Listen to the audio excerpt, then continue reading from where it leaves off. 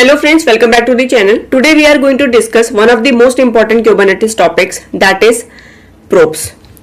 We already know that Kubernetes restarts a pod if it becomes unhealthy. But here is the catch. How does Kubernetes know a pod is unhealthy? And why is this even important? Let's understand this step by step. An application can become unhealthy for many reasons. Bugs in the code, timeout while calling the other services, database connection failure, DB down or firewall blocked, out of memory or CPU issues. Now here is the interesting part. From outside, the pod looks running, but internally the app is broken. Users can't access it, but Kubernetes still thinks everything is fine. Why this happens? Because Kubernetes only checks if container process is running. It does not check DB connectivity, API responses, internal logic. So unless the main process crashes, Kubernetes won't restart the pod, and that's dangerous. Your service becomes unstable. So this is where probes come into the picture.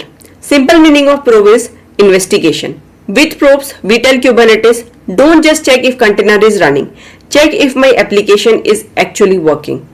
So how probe works? In real world projects, developers create health check endpoints like /manage, /health, /health, /ready, /live, etc.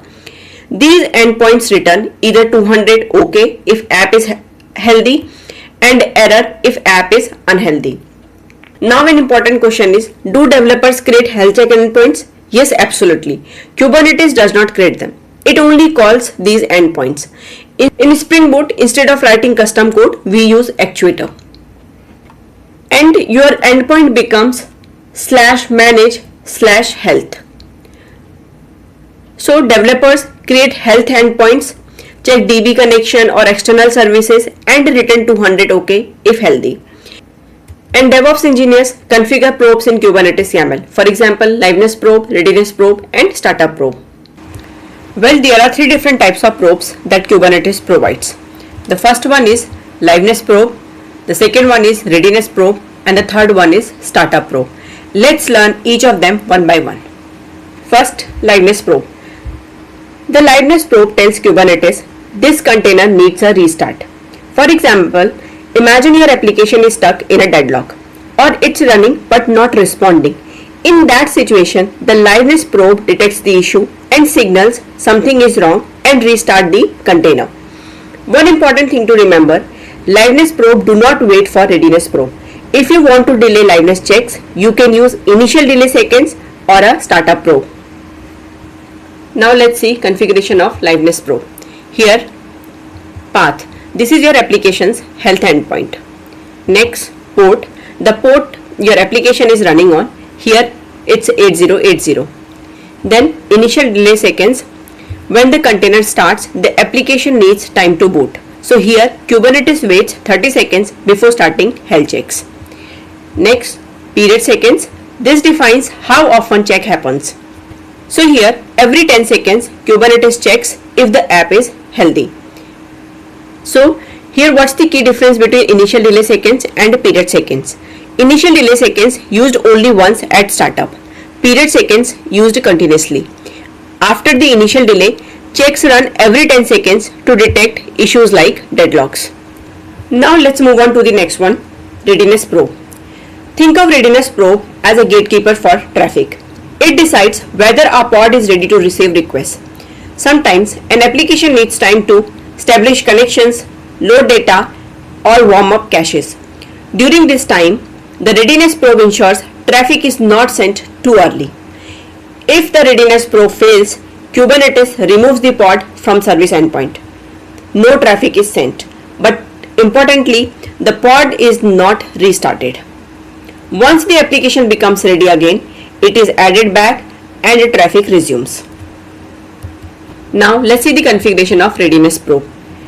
Same parameters as liveness. Path is for health endpoint, port, application port, initial delay seconds, it's a wait time, and period seconds is an interval. Now let's move on to the third one, startup probe. We know liveness probe checks container health, readiness probe controls traffic, but startup probe focuses on application startup. Why do we need it?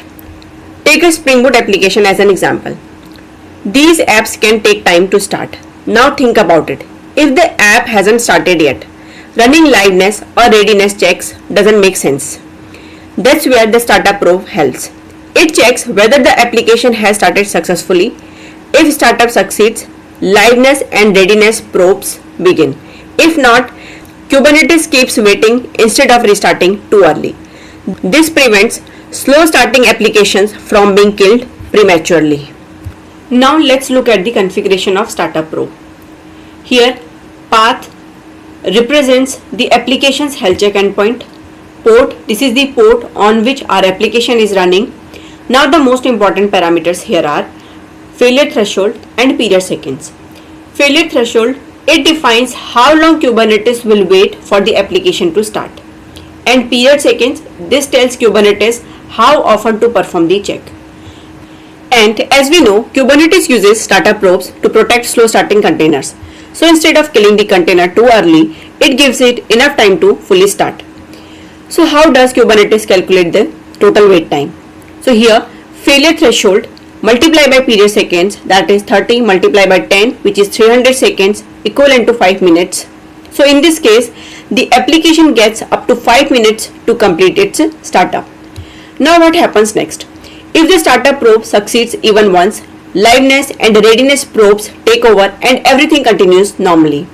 If the startup probe never succeeds, Kubernetes will kill the container after 5 minutes and apply the pod's restart policy.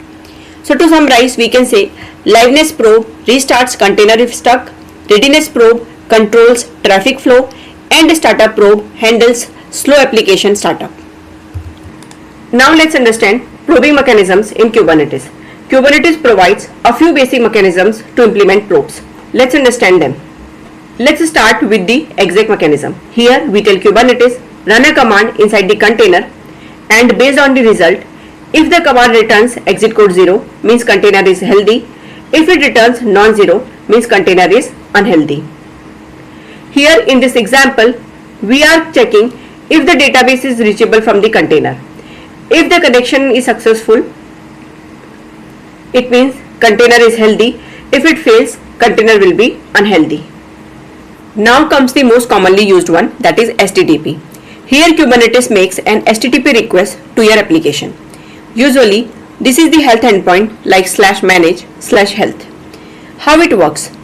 If response is between 200 to 399, it means our container is healthy. If response is less than 200, 400 or above, or timeout or connection refused, then the container is considered unhealthy. Next, TCP probe. With the TCP mechanism, Kubernetes simply tries to open a port. If the port is accepting connections, it means container is healthy. If not, means unhealthy. This is useful when you don't have an HTTP endpoint. In modern applications, especially microservices, you can use gRPC health checks as well. Here Kubernetes makes a gRPC request to a port inside the container and uses the response to determine health. So we can use exec to run a command inside container, HTTP to call an API endpoint, TCP to check if port is open, and gRPC to use gRPC based health check.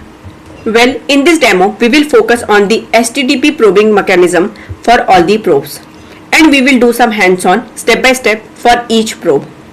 Let me take you to the IDE. All the probe related code is available under day 16 folder inside the Kubernetes playlist repository, which is also available on Git.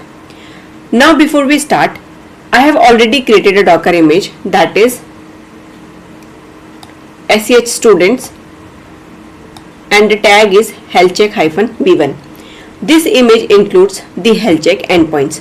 It was built using docker build command and then pushed to Docker Hub using docker push command. Now let me quickly show you the Spring Boot backend configuration. In the pom.xml, we are using dependency as Spring Boot starter actuator. This dependency helps us expose health check endpoints for our application. Now let's understand the configuration in application.properties. Here management.endpoints.web.exposure.include is equal to health. This exposes only the health endpoint. and this one ensures we get detailed health information, not just up and down. And management.server.port 8080, this runs the actuator endpoints on port 8080 as our application is also running on port 8080. And then management.endpoints.web.base path is equal to manage. This sets the base path for all endpoints. So our final health URL becomes http:// then ports IP port number, that is 8080/manage/health. Now let's create the deployment manifest file. File name is sch-students deploy-probe.yaml because probes are defined inside the deployment. And as always, we start with the same 4 sections. Those are API version, kind, metadata, and spec. API version we use apps/v1 for deployments. Kind is deployment. Under metadata, we give a name to the deployment. We also define the namespace, that is SCH SITIN,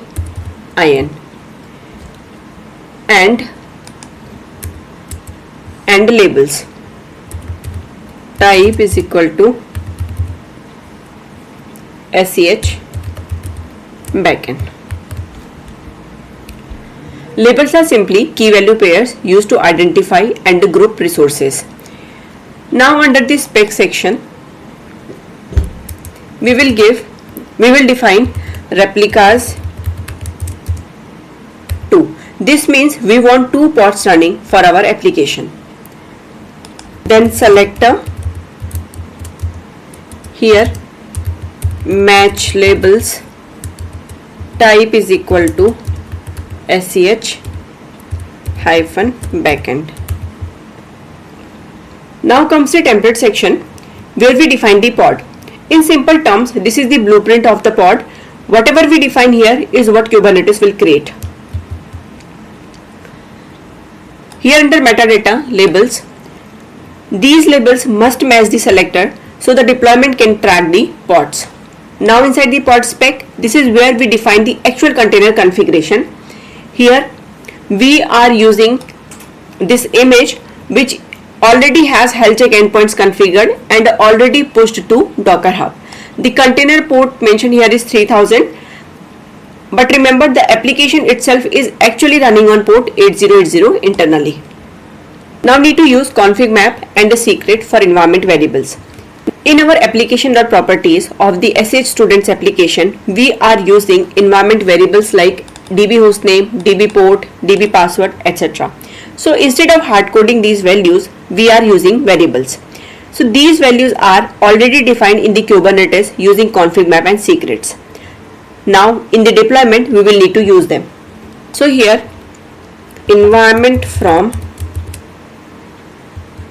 so here config map ref, this is used to load non-sensitive configuration like database host and port.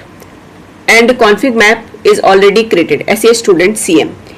Next one is secret ref. This is used to load sensitive data like password. This approach helps us separate configuration from code, manage sensitive data securely.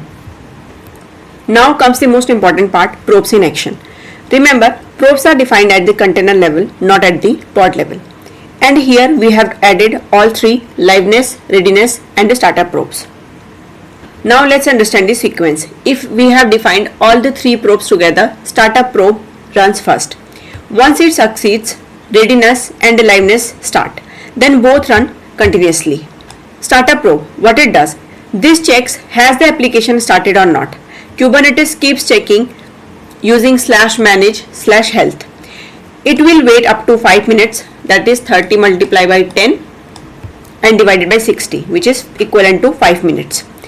If startup probe succeeds, application is considered started. Now liveness and readiness probes begin. If startup probe fails, Kubernetes assumes the app never started.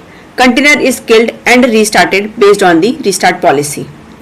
Now readiness probe. What it does? This checks is the application ready to serve traffic. If readiness succeeds, pod is added to service endpoints and it starts receiving traffic. If readiness fails, pod is removed from service endpoints and no traffic is sent. But the container is not restarted. Next is liveness probe. This checks is the application still alive. If liveness succeeds, everything continues normally. If liveness fails, Kubernetes restarts the container. This helps recover from deadlocks and unresponsive applications. So how they work together? Startup probe protects slow startup, readiness probe controls traffic, liveness probe ensures recovery. Now let's also define the restart policy. Where do we define it? Restart policy is defined at the pod level. So in our deployment, it goes under spec, template, spec. Here, restart policy always.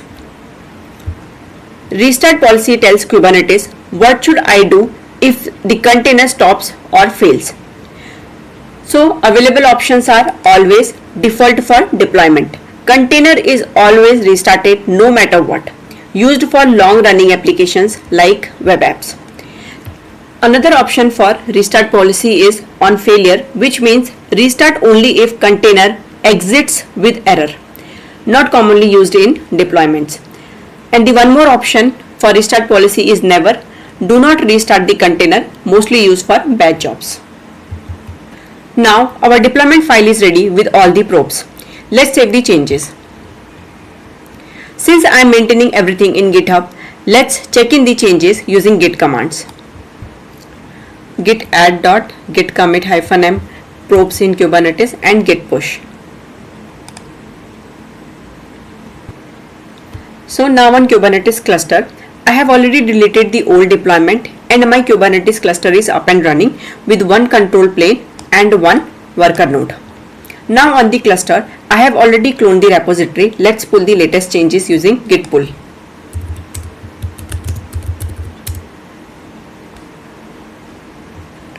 CD to day 16. Now apply the deployment using kubectl apply command. Apply -f deployment manifest name. SES students probe deploy created. Now validate the deployment using kubectl get deploy. Deploy being created and 2 pods are being created. Now check the pods using kubectl get pods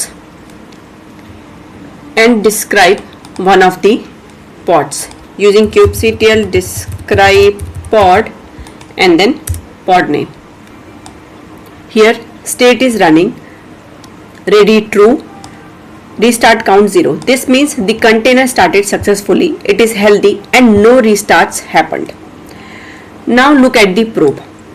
After the initial 30 seconds delay, Kubernetes starts checking every 10 seconds. Since the endpoint is correct, it keeps getting a valid response. So the container is considered alive. Next, readiness, same endpoint and timing. It checks if the app is ready to serve traffic. Since it succeeds, pod is marked ready, true, and it starts receiving traffic. Next is startup probe. This runs first during container startup. It keeps checking /manage/health. It succeeds within the allowed time. That's why liveness and readiness probes were allowed to start and everything is working smoothly. Now let's break the startup probe intentionally. So change the startup probe health check path from /manage/health to manage health check, which is the wrong endpoint. Save the changes and push to GitHub. Now on the Kubernetes cluster, pull the changes, do kubectl get deploy, delete the existing deployment using kubectl delete deployment and then deployment name. Now apply the manifest again using kubectl apply command.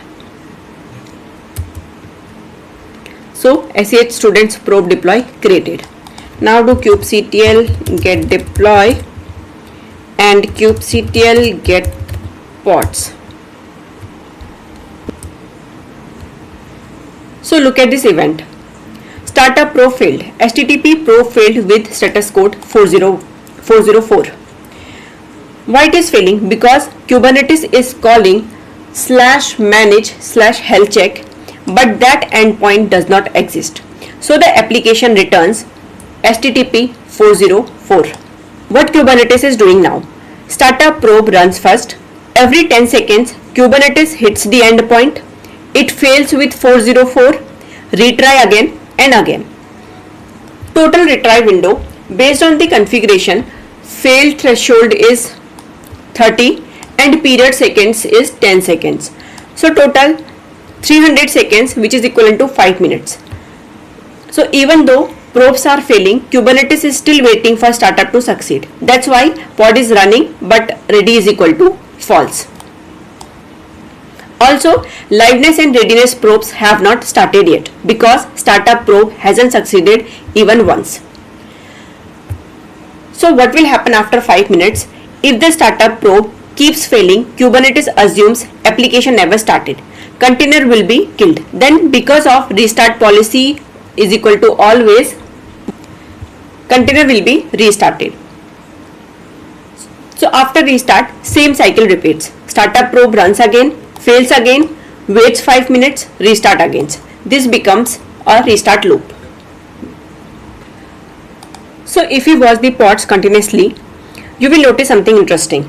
After 5 minutes, because the startup probe failed, container was killed and restarted automatically. So this is exactly how probes protect your application in Kubernetes. Startup probe ensures slow app get enough time to start. Liveness probe restarts stuck app. Readiness probe controls traffic flow. So that's all for today's video. We have seen how liveness, readiness and startup probes work, how Kubernetes restarts container when probes fail, how traffic is controlled based on readiness. If you like this content, hit like, share with your friends and don't forget to subscribe for more Kubernetes tutorials. Thanks for watching and happy learning.